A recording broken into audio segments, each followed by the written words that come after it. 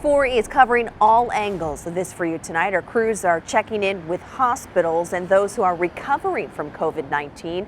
We begin tonight with our team coverage. Russell Kinsall in South St. Louis, where people are preparing, Russell, for the stay-at-home order. Could be that they're already staying in their homes, because right now here on Hickory Street in the Lafayette Square neighborhood, not a whole lot of activity. We saw somebody walking their dog, a few pedestrians, but really not the kind of activity that you would see on a normal day. Now, this is just 1 hour before that stay-at-home order begins here in the city. In the county, they have a stay-at-home order which began at 1 minute after midnight. But I got to tell you, whoever we talked to, did not find one single person critical of these steps to stop the virus from spreading. It wasn't hard to find.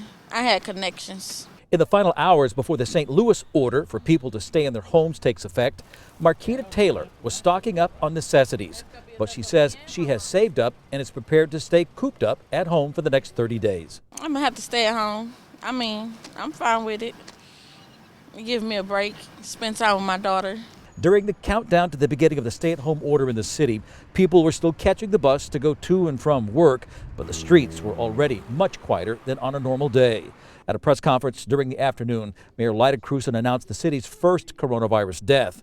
The victim, a woman in her 30s, and that death was described as a wake-up call for any young adult who may not be taking the coronavirus pandemic very seriously.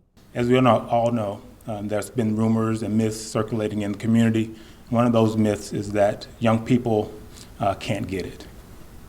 So this case is evidence that young people can get it and that it can cause death.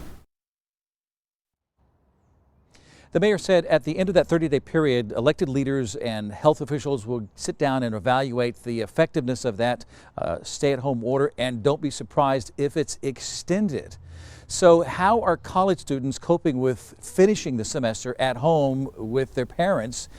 You're going to hear from a college student coming up all new on News 4 at 6. Live in the Lafayette Square neighborhood, Russell Kinsall, News 4.